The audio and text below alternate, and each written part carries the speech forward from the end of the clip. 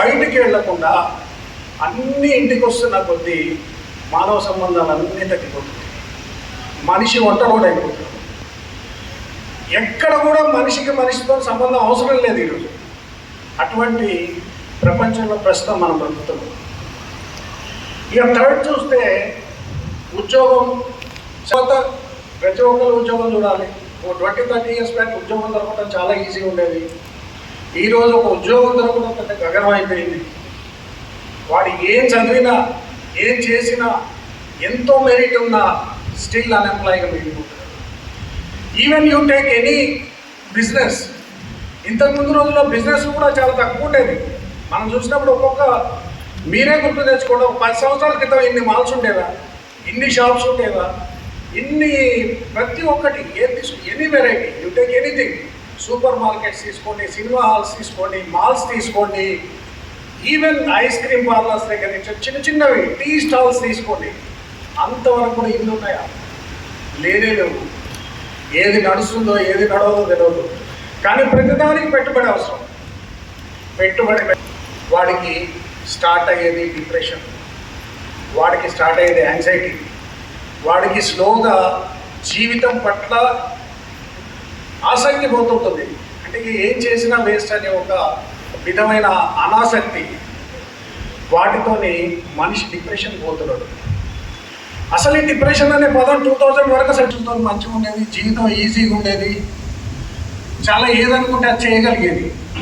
అటువంటి పరిస్థితుల్లో డిప్రెషన్ అనే క్వశ్చనే లేదు. కానీ ఈరోజు డిప్రెషన్ వచ్చేసింది. Anxiety issues. 100కు 99 మార్కులు వచ్చినప్పుడు డిప్రెషనే ఉంది, 100కు 60 వచ్చినప్పుడు డిప్రెషనే ఉంది, 99 వచ్చినప్పుడు డిప్రెషనే ఉంది. డిప్రెషన్కి రీజన్ తెలియదు, మనం చెప్పుకోవడానికి ఎవరు ఉండవు. ఈ సర్కమస్టాన్సెస్ అన్నిట్లలో వచ్చి బయటకు వచ్చిన స్టూడెంట్సే ఈరోజు బయట ఉన్న యూత్. అందుకే వాళ్ళు చాలా ప్రాబ్లమ్స్ ఫేస్ చేస్తున్నారు. చూడండి, మనం ఇందాకే అనుకున్నాం, ఏదైనా వస్తువు, మనం మూవీ కావాలంటే అమెజాన్, నెట్ఫ్లిక్స్ ఏది పెట్టుకున్నా నువ్వు హాయిగా నీ ఇంట్లోనే ఒక సీట్లో కూర్చొని చూసుకోవచ్చు.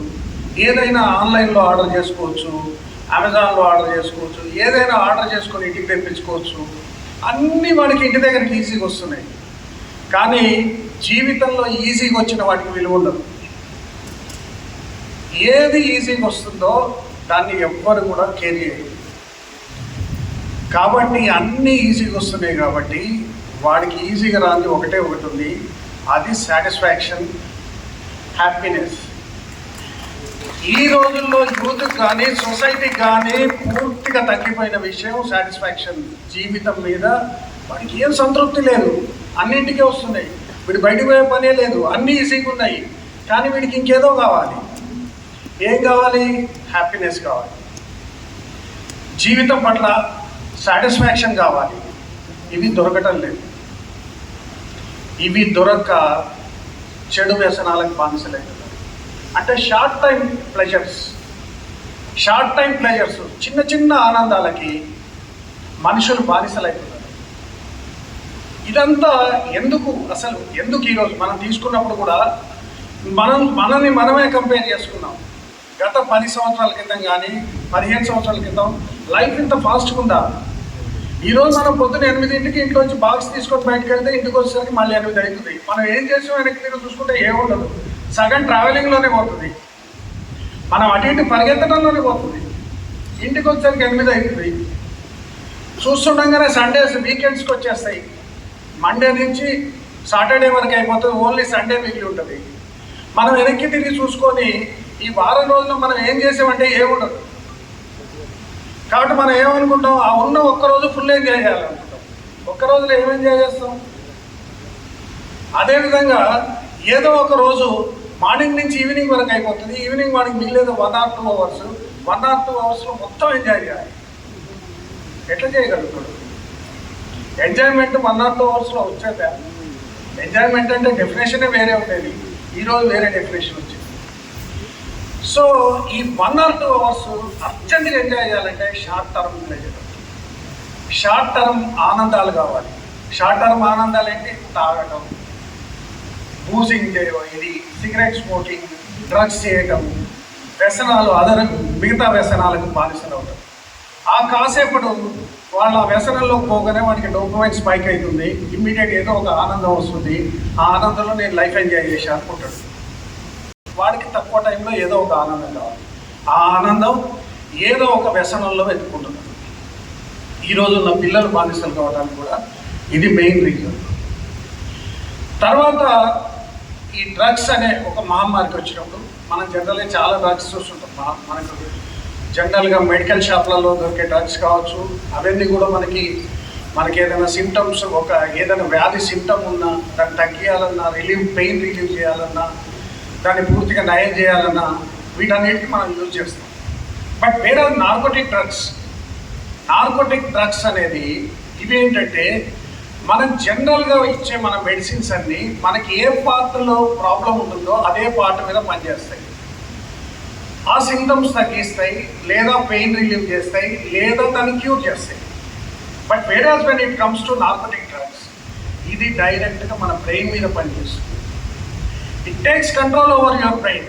మన బ్రెయిన్లో మొత్తం కూర్చొని మన బ్రెయిన్ ద్వారా మన న్యూరో ట్రాన్స్మిటర్స్ ద్వారా మన బాడీని మొత్తాన్ని దాని కంట్రోల్లోకి తీసుకుంటుంది. అందుకే మనిషికి ఇమ్మీడియట్ ఆనందం వస్తుంది. ఇమీడియట్గా మన బ్రెయిన్లో ఉండే డోపమైన్ ఇమ్మీడియట్గా స్పైక్ అవుతుంది. డోపమైన్ అనేది మన బ్రెయిన్లో రివార్డ్ కెమికల్, ప్లెజర్ కెమికల్. ఆ డోపమైన్ రాగానే అది ఇమ్మీడియట్ ఏమవుతుంది, మనకి ఏదో తెలియని ఆనందం, కాసేపు ఒక తెలియని ఆనందం వస్తుంది. అందుకని తాగుబోతులు ఎవరైనా కావచ్చు, యూజ్ చేసే వాళ్ళు కావచ్చు, డ్రగ్ అడిక్ట్స్ కావచ్చు, వాళ్ళు తీసుకున్నప్పుడు ఇమ్మీడియట్ వాడికి తెలియని ఆనందం వస్తుంది. ఈ ఆనందం ఎంతసేపు ఉంటుంది? ఆ డ్రగ్ ఎఫెక్ట్ మన బ్రెయిన్ మీద ఎంతసేపు ఉంటుందో అంతేసేపు ఉంటుంది. వన్స్ ఆ డ్రగ్ ఎఫెక్ట్ మన బ్రెయిన్ నుంచి కిందికి వెళ్ళిపోగానే ఆనందం తగ్గిపోతుంది.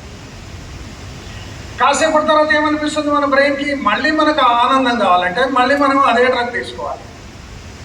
కానీ అదే క్వాంటిటీలో మనం ఈ డ్రగ్ తీసుకున్నప్పుడు మళ్ళీ అదే సేమ్ ఆనందం రాదు. ఎందుకంటే ఆల్రెడీ ఒక ఆనందం, ఒక క్వాంటిటీ ఆఫ్ డ్రగ్తో నువ్వు పొంది ఉన్నావు. కాబట్టి నీకు సేమ్ ఆనందం మళ్ళీ కావాలనుకుంటే దానికన్నా ఎక్కువ క్వాంటిటీ తీసుకోవాలి. తీసుకున్నప్పుడు నీకు అదే ఆనందం మళ్ళీ వస్తుంది. ఇట్లా ఆ ఆనందం కోసం మనం ప్రతిసారి అదే డ్రగ్ తీసుకోవటం, ప్రతిసారి అదే యాక్ట్ చేయటం అనేది మనకు డ్రగ్ డిపెండెన్సీకి పోతాం, దాని మీద ఆధారపడే స్థాయికి తీసుకుపోతుంది.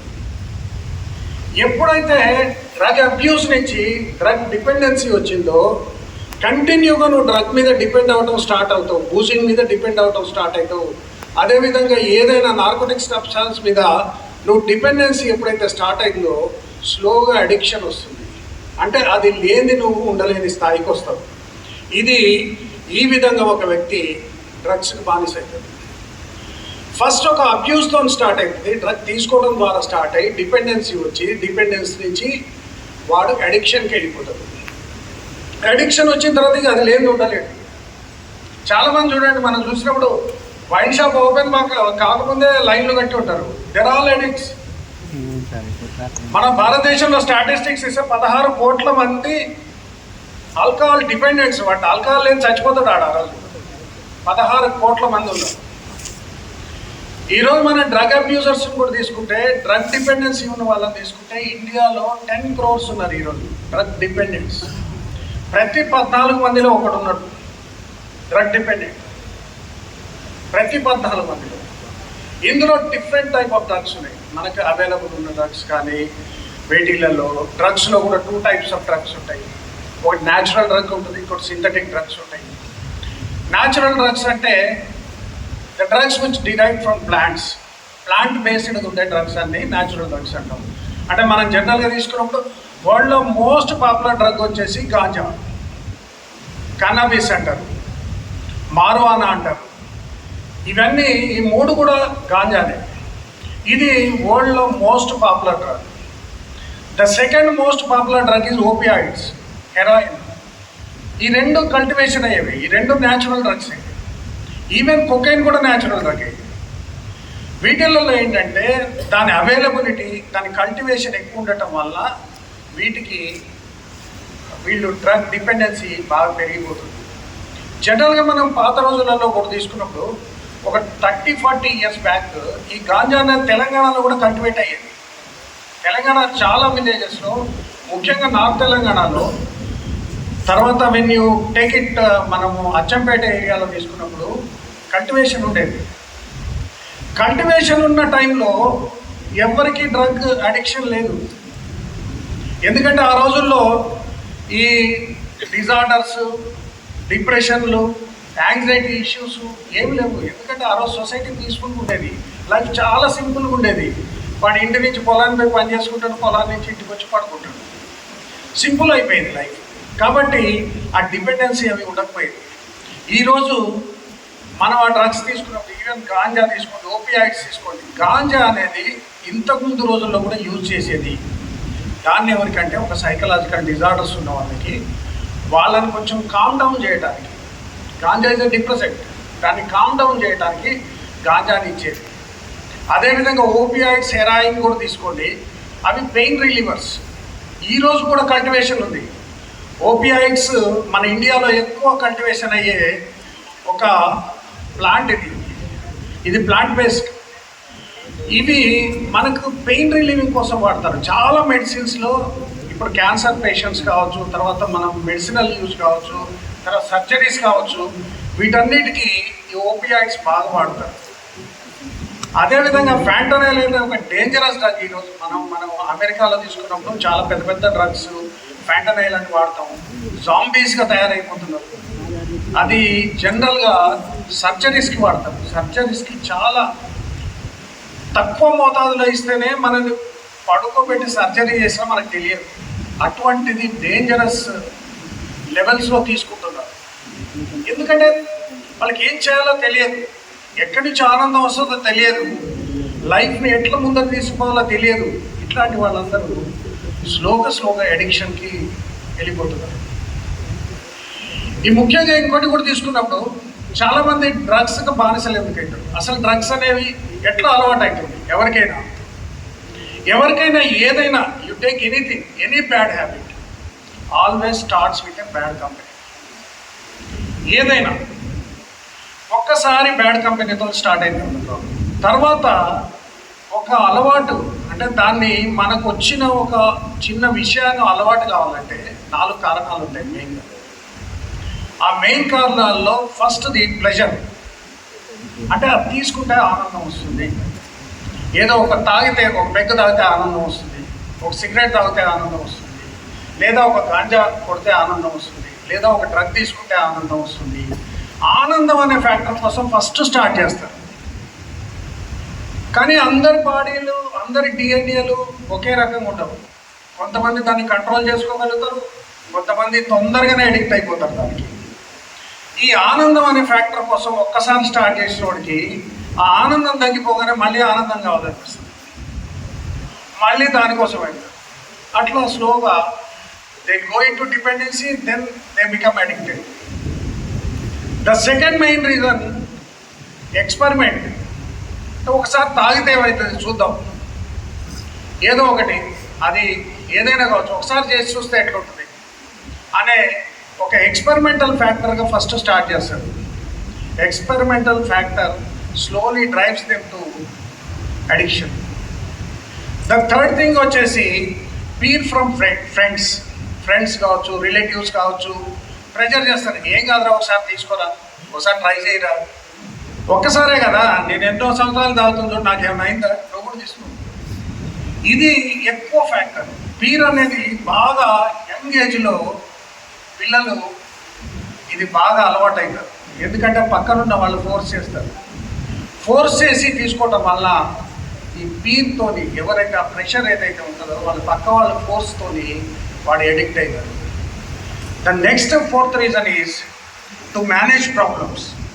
లైఫ్లో ఏదో సమస్య వస్తుంది, ఎగ్జామ్ ఫెయిల్ అవుతాడు, జాబ్ రాదు, ఇంకే ఫైనాన్షియల్ క్రైసిస్ వస్తుంది, లేదా ఇంకేదో సమ్ అదర్ ప్రాబ్లం వస్తుంది. ఆ ప్రాబ్లమ్ని మేనేజ్ చేయలేక ఒక షార్ట్ టర్మ్ ఆనందం కోసం డ్రగ్ డిపెండెన్సీలోకి పోతాడు, లేదా ఆల్కహాల్ డిపెండెన్సీలోకి పోతాడు, లేదా ఆల్కహాల్ యూజ్ చేసో ఏదో ఒకటి చేసి ఆ క్షణానికి అది మర్చిపోదాం అనుకుంటాడు. But it drives him to addiction. ఈ 4 రీజన్స్ అనేవి